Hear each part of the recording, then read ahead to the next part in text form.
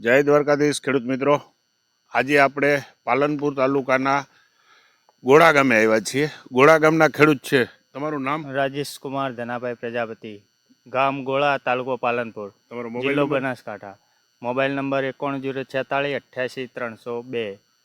હવે રાજુભાઈ, તમે આ જે બટાકા વાવ્યા છે એ ગ્રીન ઇન્ડિયા ખાતરથી વાવ્યા છે. તમે અગાઉના સમયમાં ગ્રીન ઇન્ડિયા ખાતર તો તમને પહેલી વખત મળ્યું, ગ્રીન ઇન્ડિયા પહેલી વાર. બરાબર. હવે જ્યારે તમારી પાસે ગ્રીન ઇન્ડિયા નહોતું ત્યારે તમે બીજા કોઈ પણ ખાતરોથી બટેકા તો વાવતા હતા જ? વાવતા હતા જ. તો એની કમ્પેરિઝન કે તમે દાખલા તરીકે જે આગલે વર્ષે બટેકા વાવ્યા હતા તો એમાં વીઘે પ્રમાણમાં તમે ખર્ચો કેટલો કરતા હતા? ખર્ચો તો ખૂબ કરતા હતા. ખર્ચો ખૂબ એટલે મતલબ કેટલો? એમ 30-40 હજાર રૂપિયા ખાતરનો થઈ જતો. 30-40 હજાર રૂપિયાનો. અત્યાર સુધીમાં તમે આમાં કેટલો ખર્ચો કર્યો? આમાં ખર્ચો કર્યો 25,000 રૂપિયા. 25,000 રૂપિયાનો. બસ. આટલો ફરક પડ્યો ને તમને સીધો? સરસ. હવે બીજું કે તમે તો બટેકા કાયમ વાવો છો ને તમે બટેકાનો ખેતીનો ખૂબ અનુભવ છે, તો તમને આજે તમારા 27 દિવસના બટેટા થયા એમાં તમારો શું અભિપ્રાય છે? આ જે બટેકા આમાં બનવા માંડ્યા છે, આ છોડની અંદર બટેકા બની ગયા છે, બની ગયા, બરાબર છે, તો એ બાબતે તમારું શું કહેવાનું થાય છે? ગ્રીન ઇન્ડિયા વાપરવું જોઈએ. ગ્રીન ઇન્ડિયા વાપરવું જોઈએ. ઓકે, કારણ કે આનાથી તંતુમૂળ ને કોઈ બીજા રોગોનો કોઈ પ્રશ્ન રહેતો નથી. એકદમ કેટલા નરવાઈ વાળા છે જો તમે. આમાં બીજો કોઈ પ્રશ્ન રહેતો નહીં, બીજા કોઈ ખાતર આપવાની જરૂર પડતી નથી. બરાબર. ખર્ચો ઘટે. હા. અને આમ જમીન તમારી જે જમીન પોચી રાખે. વાહ. જે ગ્રીન ઇન્ડિયા ખાતર તમે આપ્યું તો તમારી જમીન કેવી પોચી રહે? જમીન પોચી રહે, બેડ પોચા રહે. ઓકે પ્રભાતભાઈ, તમારે કંઈ બીજું પૂછવાનું કે અભિપ્રાય લેવાનો? બીજું તો જે આપણે તમે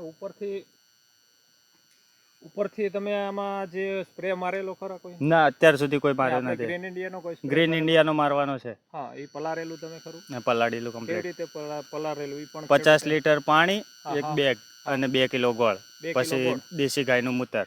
દેશી ગાયનું મૂતર. ખેડૂત મિત્રો, ખેડૂતે ગાયનું મૂતર નાખેલું છે, પણ એમાં આપણે ગાયની છાશ નાખવાની છે. ગાયની છાશ. બરાબર. ઓકે.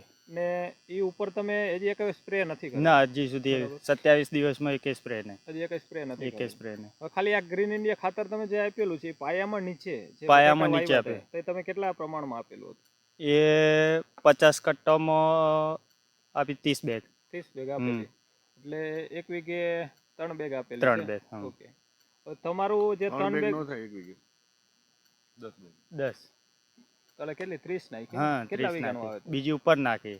ઉપરથી? હા, બીજી ઉપર. હા. તો તમારું શું કહેવાનું થાય ખેડૂત મિત્રોને બટાટા વિશે? ગ્રીન ઇન્ડિયા વાપરવું જોઈએ બટાકામાં ખાસ. હજી આ રાસાયણિક ખાતર વાપરો છો, બરાબર. કાકા, તમે આમાં શું નાખેલું છે? છાણિયા ખાતરનો ઉપયોગ કર્યો છે. પહેલી વાર છાણિયા ખાતરનો ઉપયોગ કર્યો છે. 1 એકર 12 ટ્રેક્ટર ખાતરનું હશે છે. અને ડીએપી કેટલું? ડીએપી એક ડીએપી આપ્યું છે. એટલે એક ટૂંકમાં 2 થેલી? હા, 2 થેલી જ આપી છે. 2 થેલી. તો તમે જે આ બાયો ઓર્ગેનિક વાપરેલું છે, ના, એટલે આમાં તમને શું લાગે છે? એમ આ ડિફરન્ટ બારા જેવો જ બટાકો છે, કોઈ ઝાઝો ફરક નથી લાગતો. સાજો નથી લાગતો. કઈ વાંધો નહીં ખેડૂત મિત્રો, આપણે એના પણ બટેટા ઉપાડીને જોઈ લઈએ કે એનો મૂળમાં કેવો વિકાસ છે, કેટલો તંતુરસ્ત. હા.